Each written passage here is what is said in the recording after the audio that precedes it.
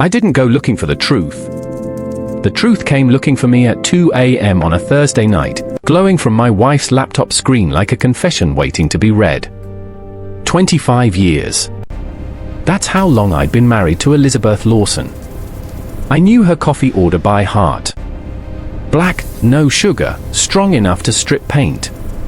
I knew she cried at the end of every semester when her favorite students graduated from her literature classes.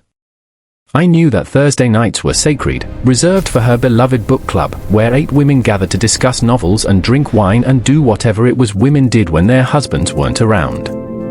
What I didn't know was that for 15 years, those Thursday nights had nothing to do with books. My name is Richard Lawson. I'm 54 years old. I run an architecture firm that designs buildings meant to stand for centuries. I'm methodical. I'm patient. I plan everything down to the last millimeter because that's how you create structures that don't fall down.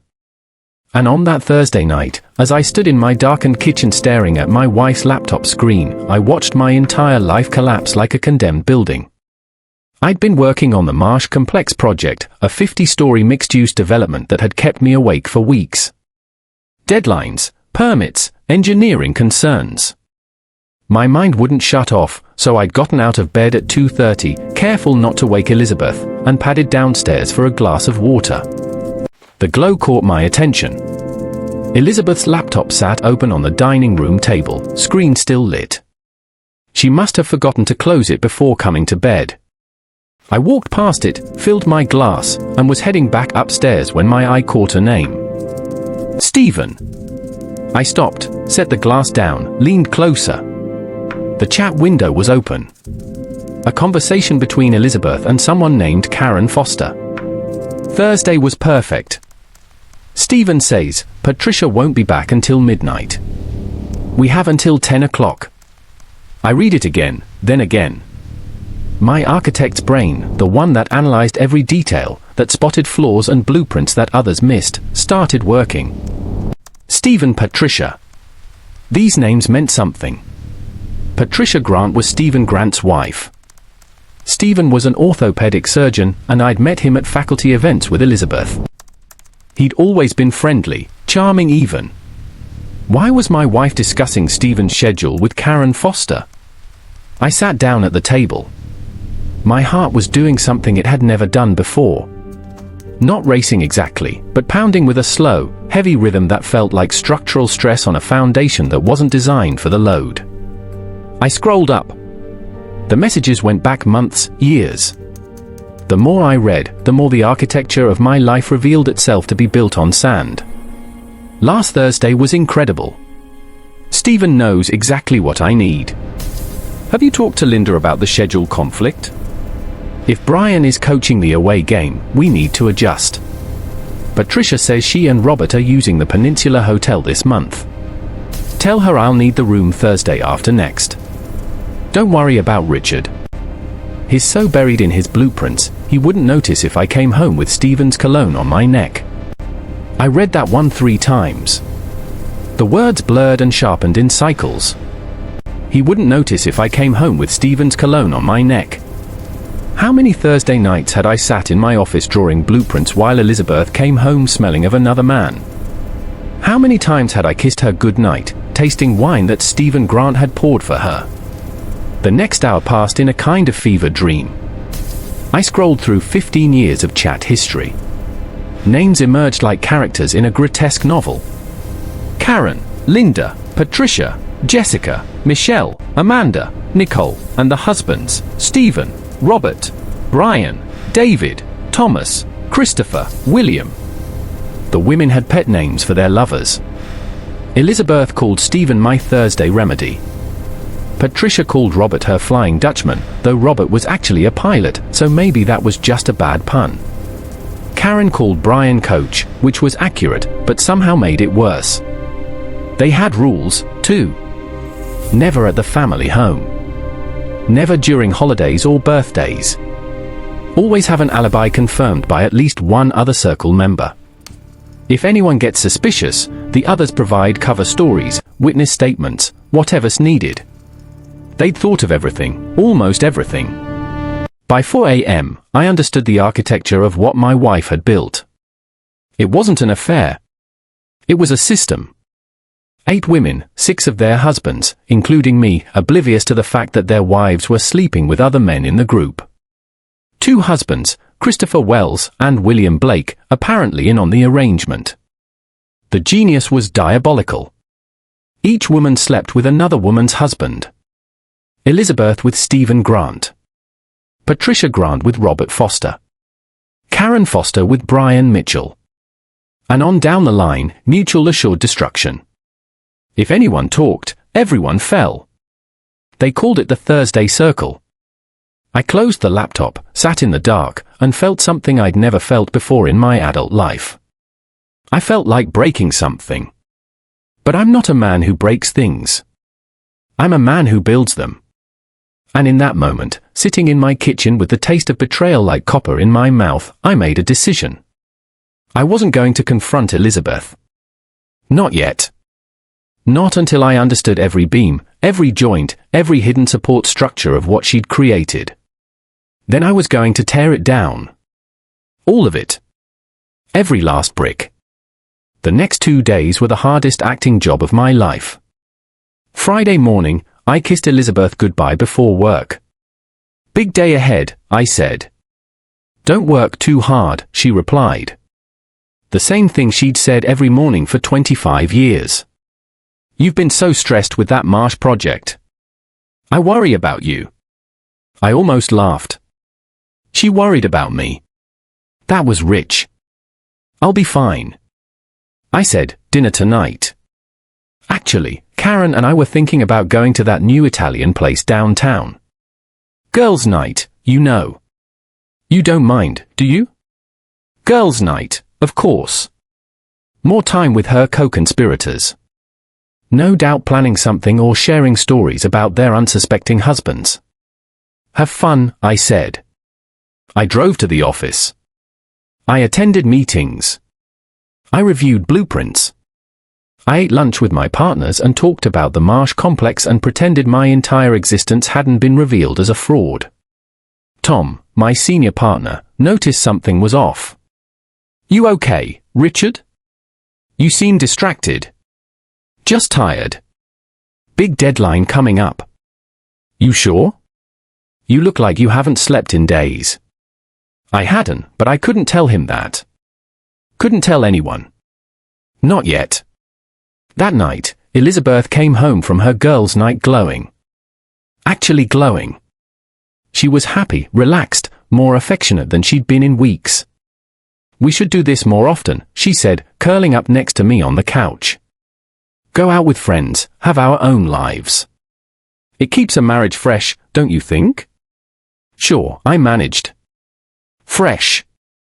She made her famous chicken cacciatore for dinner. We ate together. We watched television. She fell asleep on my shoulder during a documentary about penguins. I lay awake all night staring at the ceiling, running calculations in my head. How many times? How many lies? How many moments just like this one where she'd come home to me still warm from another man's touch? Saturday, I told Elizabeth the first was going golfing with Tom from the office. Instead, I drove to Stephen Grant's neighborhood and parked 3 houses down from his McMansion. I sat there for 2 hours watching. At 11 a.m., a silver Mercedes pulled into the driveway. Patricia Grant got out, yoga mat under her arm, and went inside. At 11:47 a.m., Stephen left in his BMW. I followed him to a restaurant downtown. He sat alone, ate a salad, checked his phone 17 times in 40 minutes. He looked happy, content, like a man without a care in the world. This was the man sleeping with my wife. I'd expected to feel rage. What I felt instead was something colder, more useful. Sunday, I told Elizabeth the first needed to work on the Marsh complex. I went to my office and spread architectural paper across my drafting table. But instead of buildings, I drew a different kind of blueprint. 8 couples, 16 names, lines connecting the affairs. I mapped the entire network like I was planning a demolition. Elizabeth was sleeping with Stephen Grant. Patricia Grant was sleeping with Robert Foster. Karen Foster was sleeping with Brian Mitchell.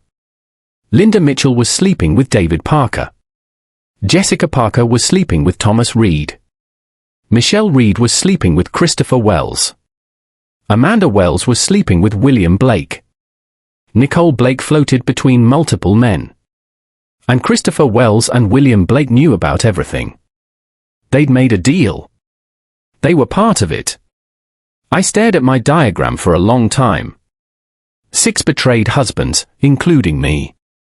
6 men who had no idea their wives were part of an organized system of infidelity. 6 men who deserved to know. That's when the plan began to take shape. Monday night, I slipped into Elizabeth's home office while she was showering. I'd always played the part of the technologically hopeless husband. Couldn't figure out her laptop, didn't understand cloud storage, needed her to set up my email. It was a role she found endearing. It was also a lie. I'm an architect. We've used computer-aided design for 30 years.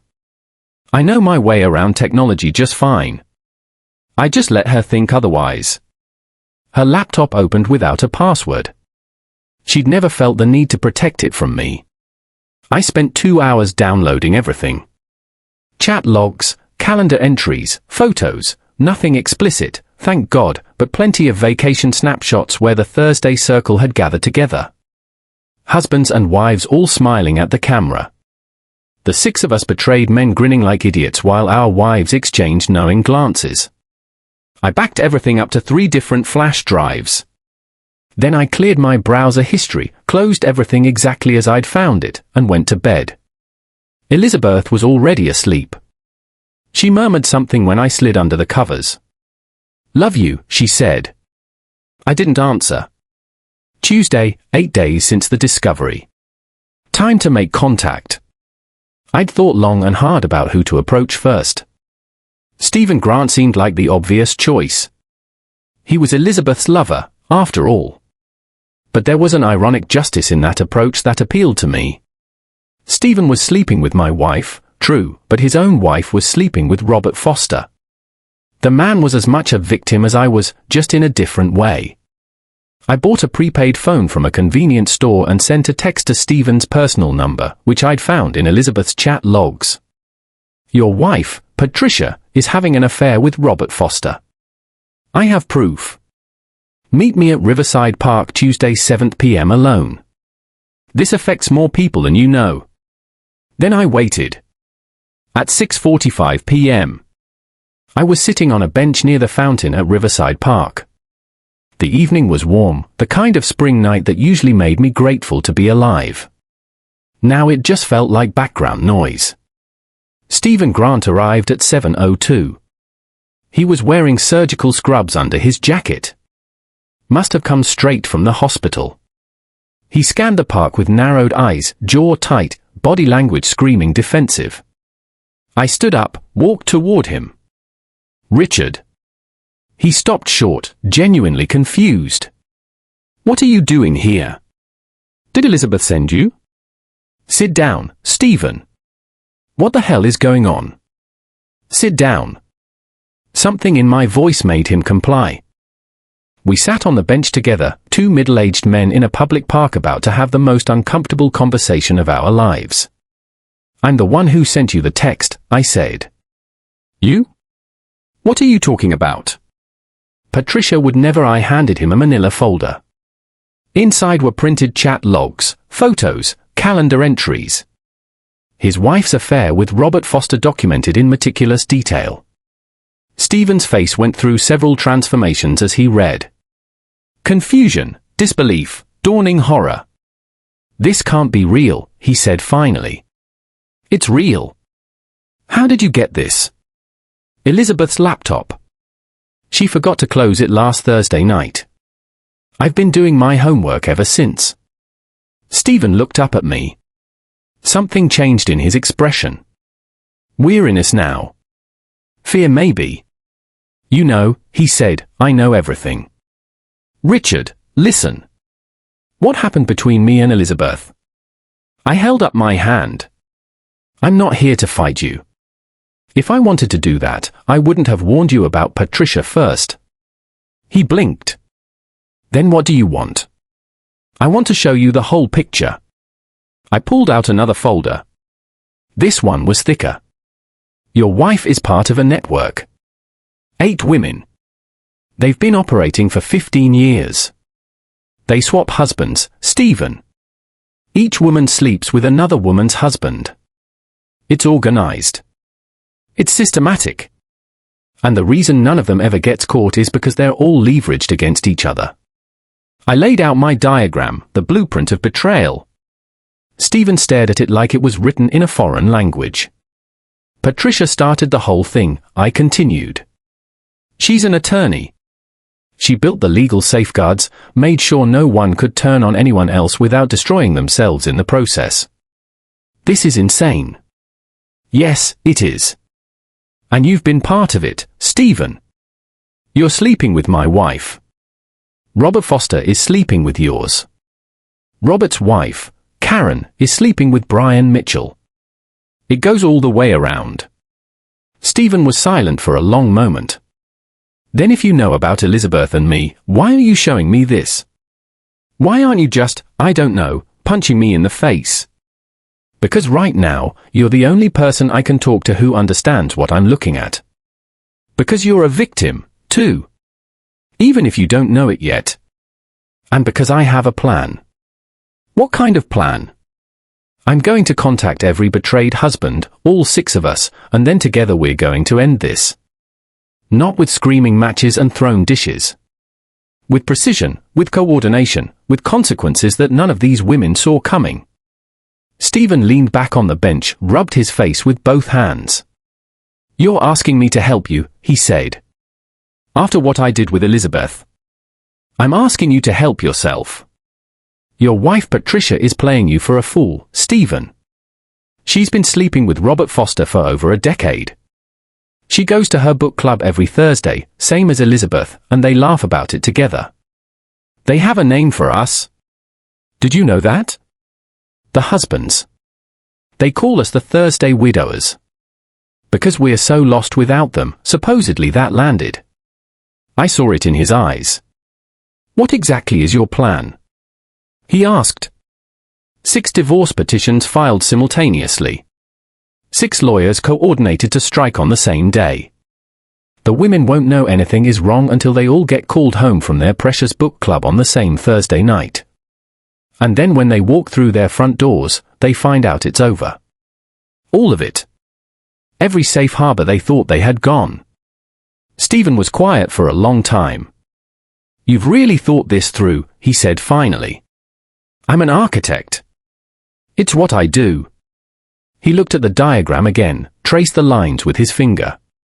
His wife's name to Robert Foster's, Robert's wife to Brian Mitchell's. God, he said softly. This is a nightmare. Yes, it is. But nightmares end. Stephen, are you in or out? He met my eyes. Whatever he saw there must have convinced him. I'm in. Over the next 9 days, we expanded the circle. Robert Foster was next. He was a commercial airline pilot, methodical, detail-oriented, not the kind of man who made decisions without hard evidence. We met him on a Thursday night while our wives were at their book club. I brought the documentation. Stephen brought his own testimony. Robert listened without interrupting. When we finished, he sat in silence for almost 5 minutes. The 3 of us were in a booth at a bar near the airport where Robert was recognized by exactly no one. Karen, he finally said, 15 years. I'm sorry, I told him. Don't be sorry. Be thorough. He looked at me with eyes that had gone cold and flat. What else do you have? Credit card statements from a joint account she didn't tell you about. Hotel reservations. Text messages between her and Linda Mitchell coordinating their alibis. Photos from a trip to Napa Valley that she told you was a solo retreat. That trip? I remember that trip. Robert's jaw tightened. She came back with a tan line from a ring she wasn't wearing. Said she'd taken her wedding band off for a spa treatment. He laughed bitterly. I believed her. I actually believed her? We all believe them, Stephen said. That's how they designed it. Complete information control. Nobody suspects, nobody looks, nobody finds anything. Until now, Robert said. Until now. Robert was silent again, processing. Then how many others are there? Husbands?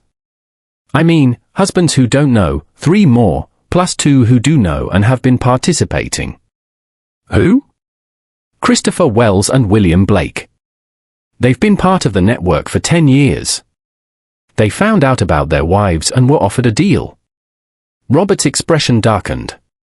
They could have warned us, any of us, at any point. Yes, they chose not to. That makes them worse than the women, Robert said. The women betrayed their own husbands.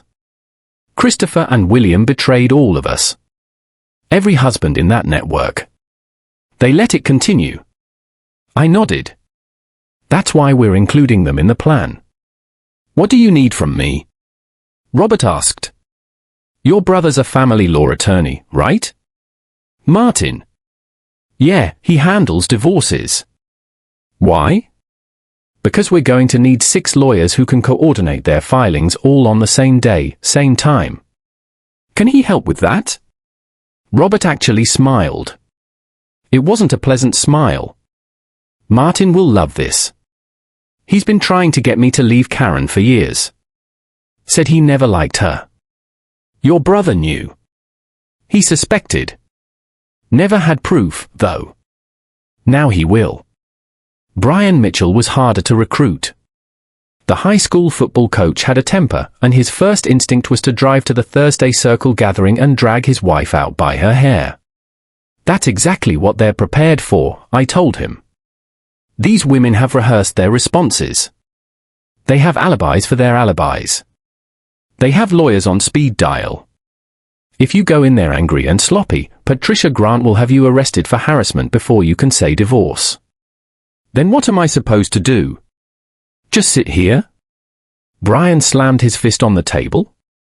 Linda has been sleeping with David Parker for 8 years. 8 years. Every Thursday while I was coaching games, she was, I know. Believe me, I know exactly how you feel. Do you? Do you really? Because I've got a 17-year-old son, Richard. Tyler, and now I have to figure out how to tell him that his mother has been lying to us both for most of his life. You'll tell him the truth when the time is right. But if you go charging in there tonight, you won't get to control that narrative. Patricia and Linda will. They'll spin it. They'll make you look like the bad guy. By the time they're done, Tyler won't know who to believe. Brian went quiet. I could see the wheels turning. You're a coach, Brian. What happens when a team loses discipline? He gritted his teeth. They make mistakes. Exactly. They give the other side opportunities. Right now, our wives think they're untouchable. If we go in angry throwing punches, we play their game. But if we stay calm and coordinated, we take away every advantage they have. We're not a team that fights. We're a team that wins. He didn't like it, but he joined us. David Parker was the game changer. He was an IT security specialist, the kind of guy companies hired to find vulnerabilities in their digital systems. When I showed him the chat logs, he didn't cry or curse or threaten violence. His face went completely still like a system running diagnostics. Have you backed these up? He asked immediately. 3 flash drives. That's not enough. Give me 24 hours. We met the next day at his office, a sleek tech startup where David handled security for clients whose names I couldn't pronounce. He'd cleared his afternoon calendar. I found things you didn't even know to look for, he said, spreading printouts across his desk. Deleted messages that weren't really deleted.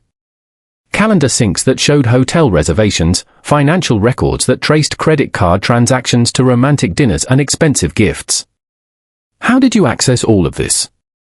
Jessica uses the same password for everything. Has for years. I set up our home network. I've always had access to her devices. I just never had a reason to look. He paused. Guess I should have looked sooner. What else did you find? They have a shared Google Calendar they call book club planning.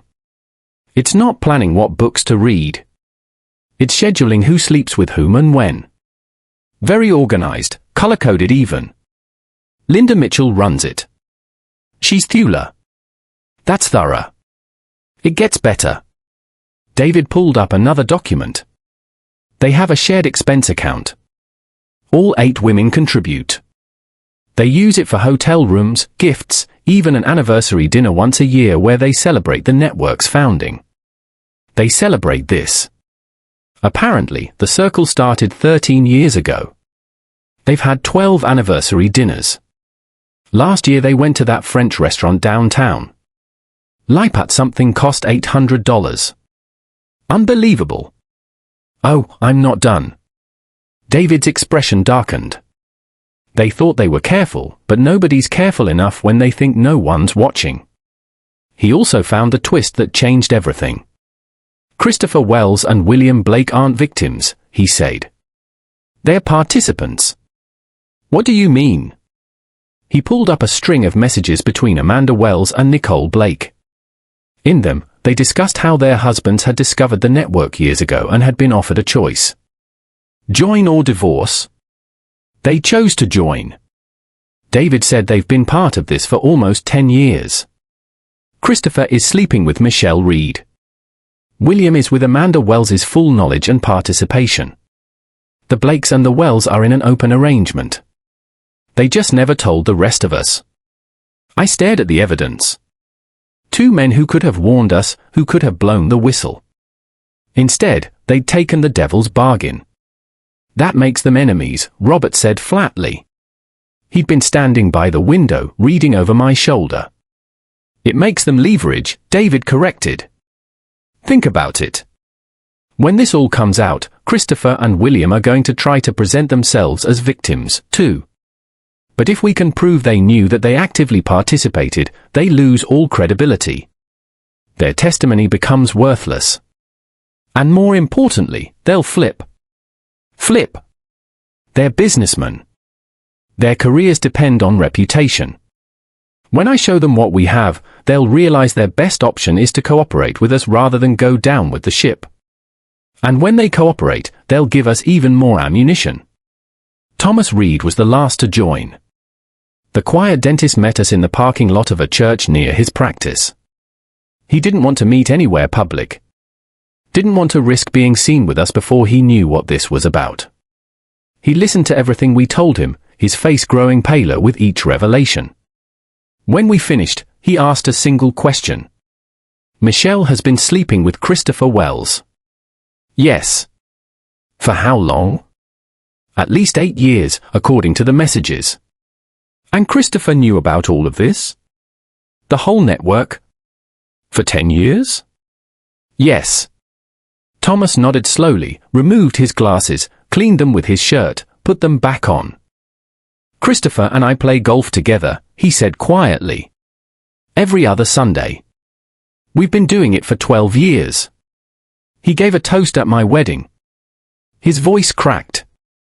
He looked me in the eye and talked about the sanctity of marriage while he was sleeping with my wife. I'm sorry, Thomas.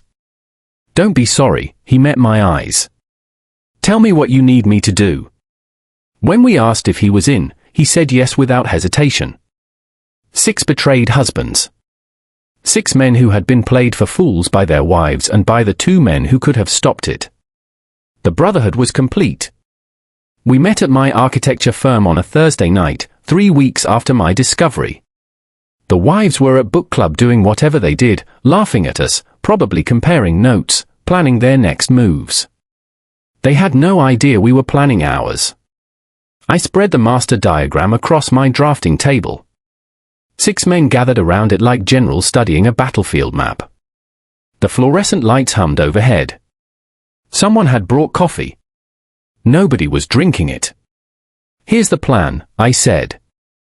6 divorce petitions prepared simultaneously. 6 lawyers, all coordinated through Robert's brother, Martin, who's a family law specialist. We file on the same day, same hour, 9 a.m. a Thursday morning. Why Thursday? Brian asked. Because Thursday night, they'll be at book club. Business as usual. No suspicion. Around 8:30, we all send our wives the same text. I need you home now. They'll look at each other. They'll realize something's wrong, but they won't know what. And when they get home, Stephen asked, they find us waiting. Divorce papers already on the table, bags already packed, no discussions, no negotiations, no chances to coordinate their stories. That's beautiful, Robert said quietly. They've spent 15 years coordinating against us. This gives them no time to coordinate at all. David nodded. I've created redundant backups of all evidence. Each of us has copies on encrypted drives. Even if they try to destroy the digital trail, it's too late. What about Christopher and William? Thomas asked quietly. It was the first time he'd spoken all evening. I'll handle them, David said. They're businessmen. When they realize the ship is sinking, they'll do whatever it takes to save themselves. I'll offer them a deal. Cooperate and tell us everything or go down with the women they protected. You think they'll turn? Robert asked. I'm certain of it. Christopher Wells is a wealth manager. His entire career depends on his reputation. His clients are wealthy families who trust him with their money. Old money, conservative money. If I can show him evidence that he's about to become a cautionary tale in the financial press, the man who helped cover up an organized affair network, he'll fold like a cheap suit. Brian cracked his knuckles. What about the personal stuff, the confrontations? Are we just going to hand them papers and walk out? Each husband handles his own confrontation however he wants, I said. But I suggest we each add a personal element. Something that shows we know everything. Something that removes any possibility of denial. Like what? Stephen asked. I'm going to leave Elizabeth's laptop open to the chat logs.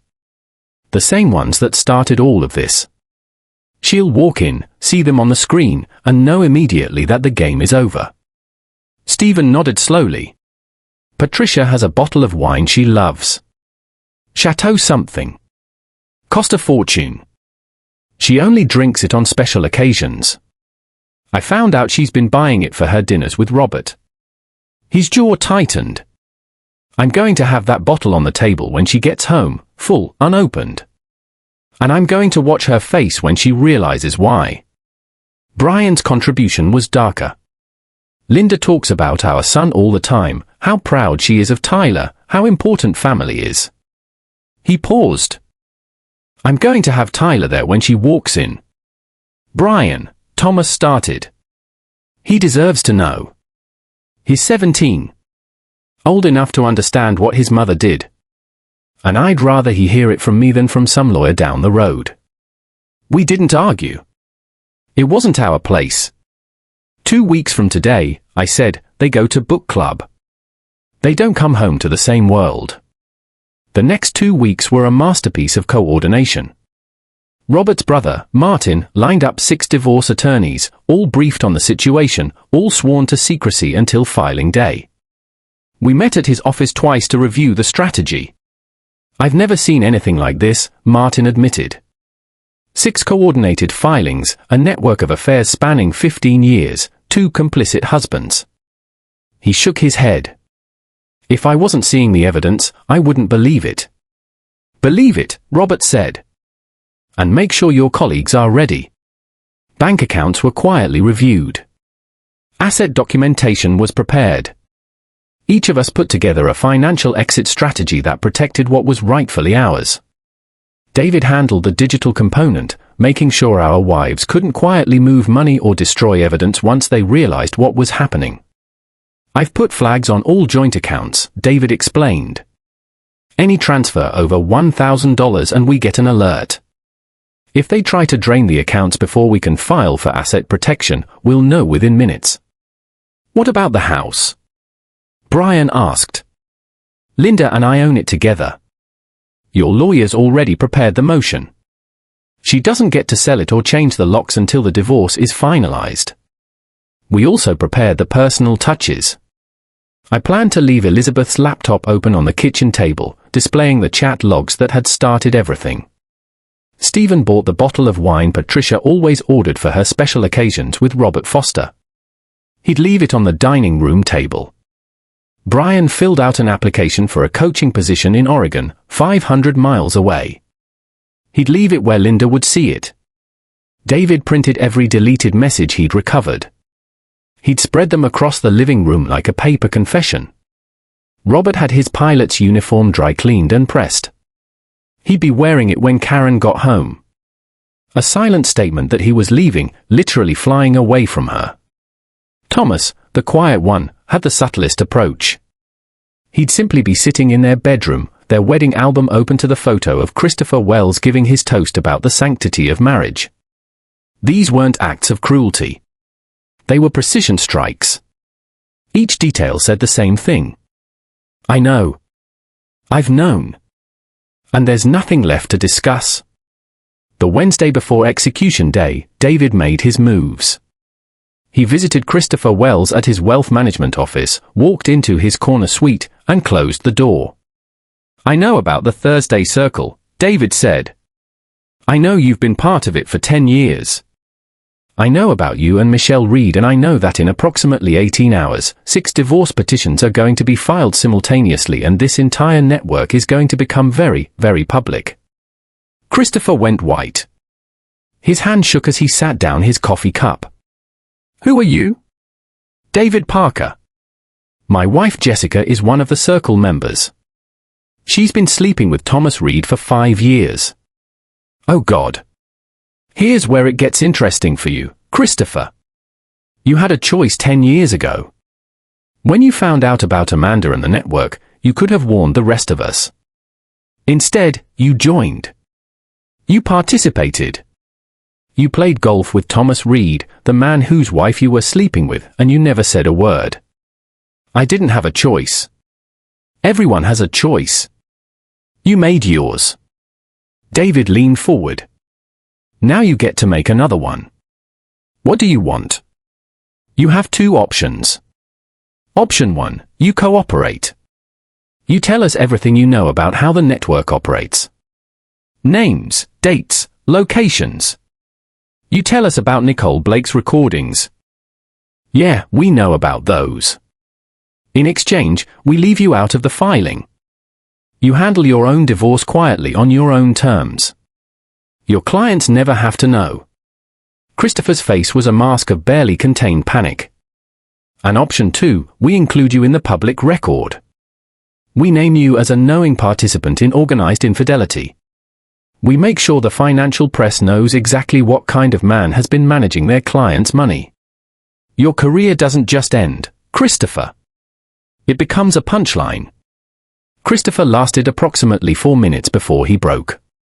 He gave David everything: names, dates, locations, methods. He explained how Patricia Grant had structured the legal protections, how Linda Mitchell coordinated the schedules, how Michelle Reed handled the cover stories when anyone needed an alibi for work trips. But the biggest prize was unexpected. Nicole Blake has recordings, Christopher said. Insurance, she called it. Audio from Thursday Circle meetings where they discuss everything: the affairs, the alibis, the strategies. She told us it was for protection. If anyone ever tried to turn on the group, she'd release the recordings and everyone would go down together. Where are they? Cloud storage. I can give you her login credentials. She gave them to me and William years ago as proof they existed. David smiled. Now we're getting somewhere. William Blake folded even faster when David approached him the next morning at his art gallery. The dealer took one look at the evidence and started talking. I never wanted this, William said. Nicole discovered my affair with Amanda and gave me a choice. Join or lose everything. What was I supposed to do? You could have warned us, David said. You could have told one of the other husbands at any point over the last 10 years. You didn't. You made your choice. Now you get to live with it. What do you want? Same thing I wanted from Christopher. Full cooperation. Everything you know. In exchange, you handle this quietly. And if I refuse, then tomorrow morning your name is on a court filing that describes you as a willing participant in a decade-long conspiracy to facilitate infidelity. Every artist who shows in your gallery, every collector who buys through you, they all get to know.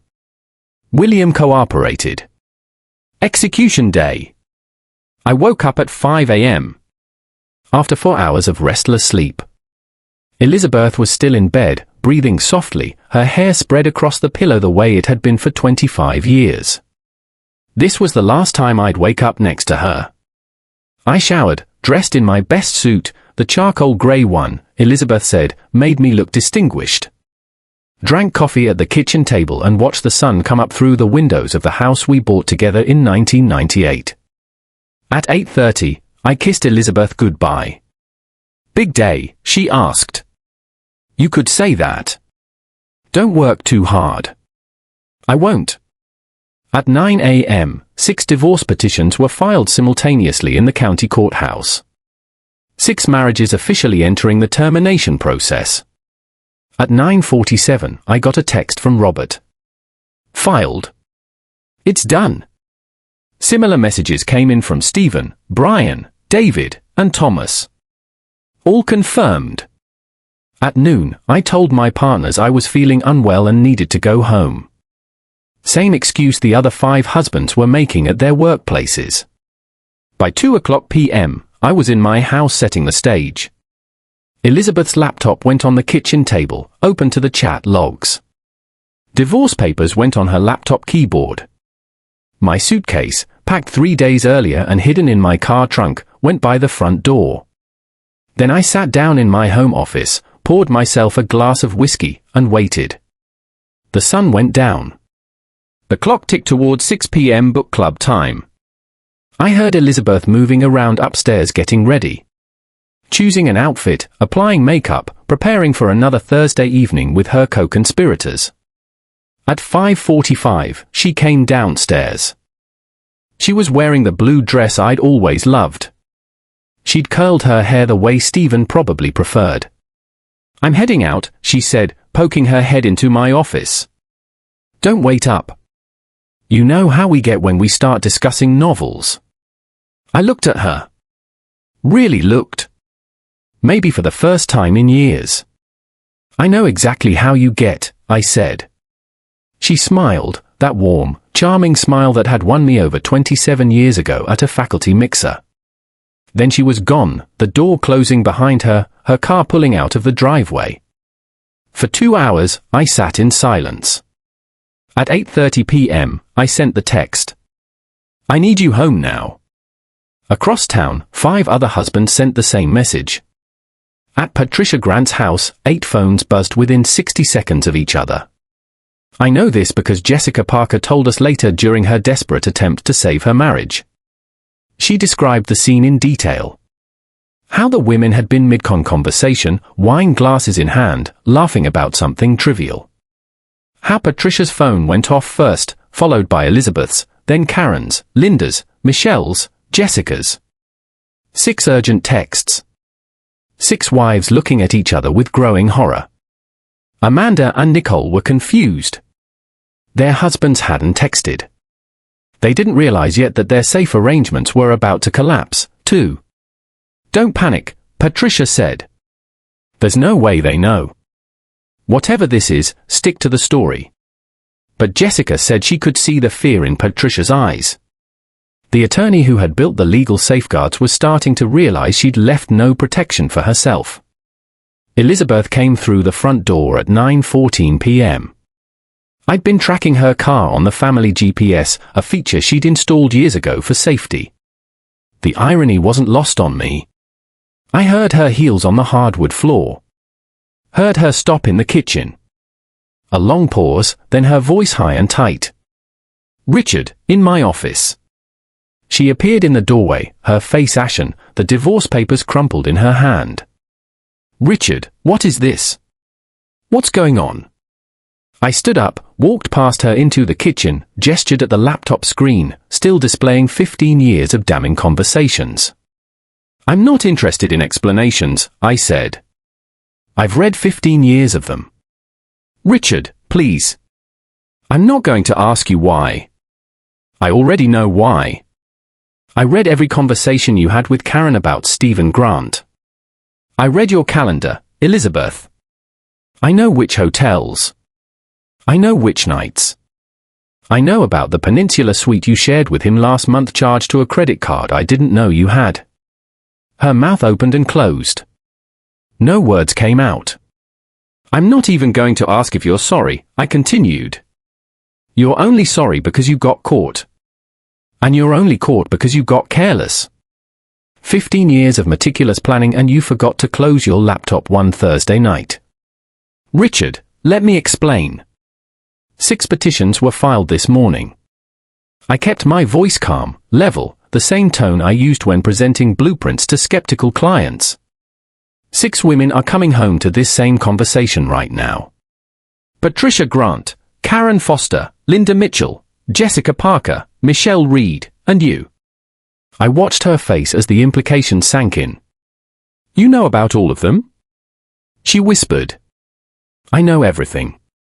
I know about the network. I know about the Thursday Circle.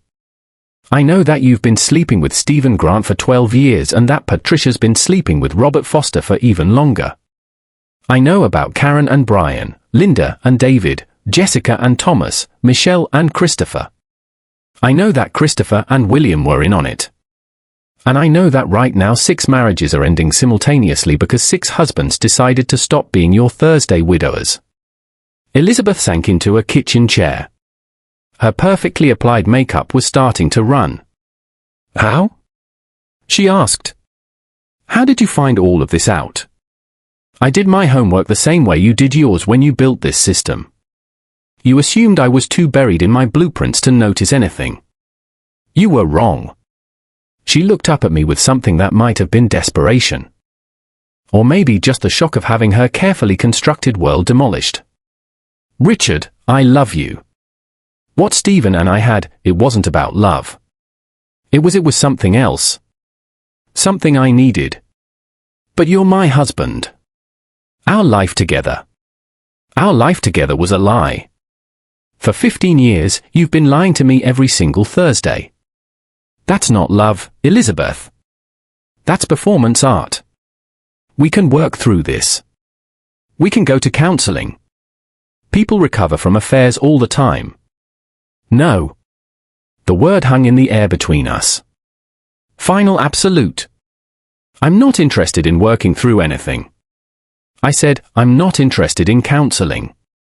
I'm not interested in hearing about your needs or your justifications or whatever sophisticated European rationalization you've told yourself. What I am interested in is a clean divorce, equitable division of assets, and never having to look at that laptop again. Richard, please, my lawyer will be in touch. I'm staying at a hotel tonight. When you go back to your Thursday Circle, friends, assuming any of them are still speaking to each other, you can tell them that the system they built just collapsed. All of it in one evening. I picked up my suitcase. That's not revenge, Elizabeth, I said from the doorway. That's architecture. Across town, 5 other conversations were happening simultaneously. Patricia Grant came home to find Stephen sitting in the dark, the special occasion wine bottle on the table in front of him. The same wine she bought for her romantic dinners with Robert Foster. Stephen, what is this about? You scared me half to death. I know about Robert, Stephen said. I know about the network. I know that while I was with Elizabeth, you were with him. I know everything, Patricia. The attorney's trained composure cracked. That's impossible. There's no way. Richard Lawson figured it out. Then he told me. Then we told the others. Stephen stood up, his surgeon's hand steady despite the fury in his eyes. You built a system to protect yourself from consequences. You just never planned for the possibility that the consequences would organize. Karen Foster arrived home to find Robert standing in the living room already wearing his pilot's uniform. A for sale packet from a real estate agent sat on the kitchen counter. "Robert, what are you doing? Why are you dressed like that?" "I requested a reassignment," Robert said. "International routes. I leave for Frankfurt in 6 hours. By the time you figure out what's happening, I'll be on another continent." "What are you talking about, Robert?" "You're scaring me." "I know about Brian Mitchell," Robert said flatly. "I know about the Thursday Circle. I know that for 15 years you've been treating me like a fool. That ends tonight." Karen's face went white. "How?" "It doesn't matter how. What matters is that I'm done. The house is going on the market. Our lawyers will handle the division, and the next time you fly anywhere, Karen, I won't be in the pilot seat. I'll be as far away from you as I can possibly get." Linda Mitchell had the cruelest homecoming of all. She walked through her front door to find Brian sitting at the kitchen table. Their 17-year-old son, Tyler, sat across from him. "Brian, Tyler, what's going on?" Brian looked at her with eyes that held no warmth whatsoever. "Tyler, tell your mother what we discussed." The teenager couldn't meet her eyes. "Dad told me," he said, his voice cracking. "About the book club. About Mr. Parker." Linda's world spun. "Brian, you can't tell him about what, Linda?" "About the affair you've been having with David Parker for 8 years. About how every Thursday while I was coaching night games or reviewing film, you were sneaking off to betray our family." Brian's voice was steady, but his hands were shaking. "Tyler's not a child anymore. He deserved to know why his parents' marriage is ending." Tyler finally looked up. The disappointment in his eyes was devastating. "I can't believe you, Mom," he said. "All those times you told me about trust and honesty and treating people right, it was all garbage." He stood up and walked upstairs without another word. Linda watched him go, tears streaming down her face. When she turned back to Brian, he was holding a job application. "Head coach position," he said. "Oregon. I'll be leaving as soon as the school year ends. Tyler's coming with me." He already said yes.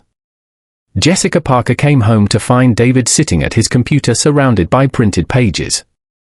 "David, what is all this?" He turned to look at her. No anger in his expression. Just disappointment.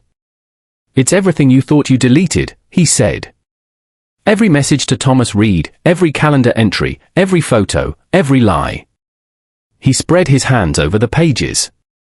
"You thought delete meant gone? Nothing is ever gone. Jessica, not when you're married to an IT specialist." "David, please let me explain. Karen Foster recruited you, didn't she? Told you your marriage was failing and that this was how sophisticated people handle things." Jessica's face crumpled. "Yes. Yes, she told me that. She made it sound so reasonable, like it was just a way to save marriages instead of destroy them. And you believed her?" "I was lonely, David. You were working 70 hours a week. You never touched me anymore. I felt invisible in my own home." David nodded slowly. "I believe you were pressured. I believe Karen manipulated you into this, but you still chose Jessica. For 5 years, every Thursday, you chose this over our marriage. You chose Thomas Reed over me. I can change. I can end it with Thomas. We can start over." "No," David said, "we can't because I'll never trust you again. And a marriage without trust is just two people living in the same house." He handed her the divorce papers. "Sign them," he said. "Make this easy. It's the least you can do." Michelle Reed's confrontation was the cruelest twist of all. She walked into her living room to find 2 men waiting. Her husband Thomas and her lover Christopher Wells. "Thomas! Christopher!" She looked between them, confused and afraid. "What is this?" Christopher stood up. He couldn't meet her eyes.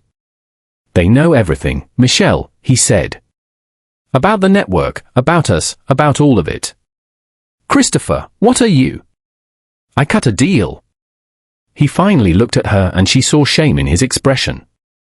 Richard Lawson and the others approached me. They had proof of everything. My career, my reputation, it would all be destroyed if this became public. So, I cooperated. You cooperated. Michelle's voice rose to a shriek. You told them everything about us, about the circle. I'm sorry, Michelle. I had to protect myself. Thomas spoke for the first time. The man you were sleeping with just sold you out to save his own skin. That tells you everything you need to know about what your affair was worth. Michelle rounded on her husband. Thomas, I can explain. I don't want explanations, Thomas said quietly. I don't want apologies. I don't want anything from you except your signature on those papers. He gestured at the divorce documents on the coffee table. Christopher edged toward the door. I should go. Yes, Thomas said. You should. And Christopher, don't ever speak to my wife again. She's not your concern anymore. She's not anyone's concern but her lawyers. Amanda Wells and Nicole Blake didn't receive texts that night. They raced home from Patricia's house after the other women were summoned away, sensing that something had gone terribly wrong. They were right. Amanda found Christopher packing a suitcase. He'd already filed. I had no choice, he told her. The other husbands had everything. If I didn't cooperate, I'd be ruined. You threw us under the bus? Amanda screamed. After everything we built together, you built a house of cards, Amanda. I just chose not to be buried when it collapsed. Nicole Blake's confrontation was briefer. William simply handed her the papers and walked out. He'd already transferred his share of the gallery assets into his separate account. How could you? Nicole demanded. William shrugged. The same way you could. We're both survivors. The difference is I saw which way the wind was blowing before you did. The next few days were chaos. Patricia Grant, the attorney who had built the network's legal framework, made one last attempt to salvage the situation. She approached me at a coffee shop 2 days after the confrontations. Richard, let's be reasonable adults here, she said, sliding into the seat across from me. I can make this worth your while. Just walk away quietly. No one needs to know the details. We can all move on with our lives. I looked at her. This woman who had orchestrated so much pain, who had built a system designed to let 8 women betray their husbands with impunity. You're an attorney, Patricia. You built the legal framework for your little network. You thought you'd covered every angle. Mutual assured destruction. Nobody talks because everybody falls. Exactly. So, let's apply that logic to this situation. We can all. You made one mistake, I interrupted. You assumed everyone could be bought or blackmailed. You assumed everyone had secrets they wanted to hide. I leaned forward. I don't have secrets, Patricia. I've never touched another woman in 25 years of marriage. I don't have leverage points. I don't have vulnerabilities. All I have is proof. Everyone has something to hide. No, they don't. Elizabeth tried that card already. She threatened to expose my affair with my secretary. When I told her to check my phone, my emails, my credit card statements, she had nothing because there's nothing to find. Patricia's composure slipped just for a moment. Then what do you want? I want what I said I wanted. A clean divorce, equitable division of assets, and the certain knowledge that your system is finished. Not next week, not next month, right now, tonight. You can't be serious. Your wife built a system based on leverage, I said. I built a brotherhood based on trust. Which one do you think survives? I stood up and left her sitting there. She didn't approach me again. Elizabeth made one last attempt as well. She came to my hotel room a week after the confrontation, mascara streaked, clutching a bottle of wine. Can we just talk? She asked. No lawyers, no papers, just us. I let her in. Not because I was reconsidering, because I needed closure. She sat on the edge of the bed. I stayed standing. Why didn't you just confront me? She asked. When you first found out, why didn't you just scream at me, throw things, act like a normal person? Because you built a system designed to survive confrontation. I said, Patricia had legal safeguards in place. You all had coordinated stories. If I had come to you in anger, you would have denied everything, and Patricia would have coached you on how to gaslight me into doubting what I'd seen. That's not. So, I didn't confront. I investigated. I gathered evidence. I built alliances. And then, when I was ready, I demolished. Elizabeth started to cry. We could have been happy, Richard, before all of this. We were happy, were we? Or did you just need a stable home to come back to every Thursday after Stephen finished with you? She flinched like I'd slapped her. I loved you, she said. I still love you in my own way. Your own way included lying to me every week for 15 years. That's not love, Elizabeth. That's a performance, and I'm done being your audience. I opened the door. Go home, I said. Sign the papers. Let's end this cleanly. She looked at me for a long moment, searching my face for any sign of the man she thought she knew. You've changed, she said. No, I've just stopped pretending.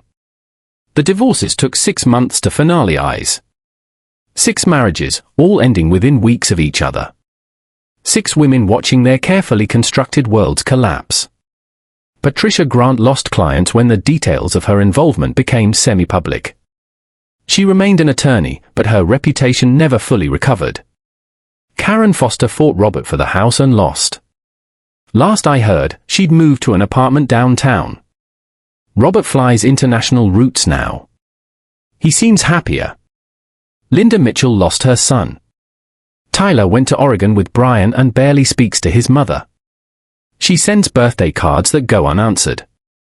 Jessica Parker tried to reconcile with David for months. He refused.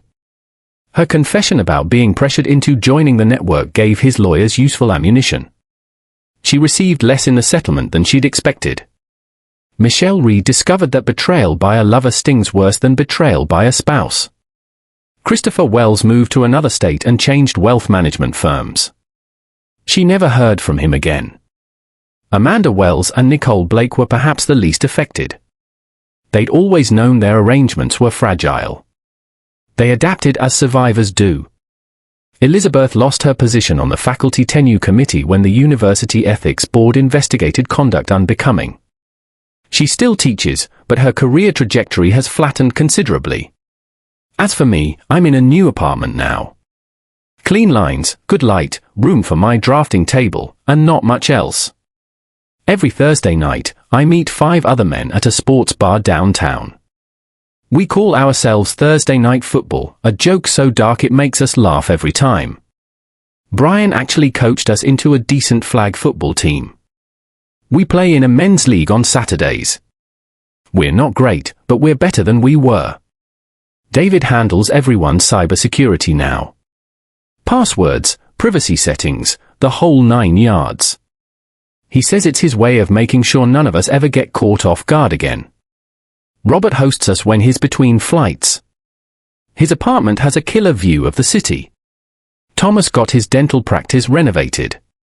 I designed the new layout myself. It's efficient, modern, comfortable. He says his patients like it better. Stephen and I don't talk about Elizabeth. We don't need to.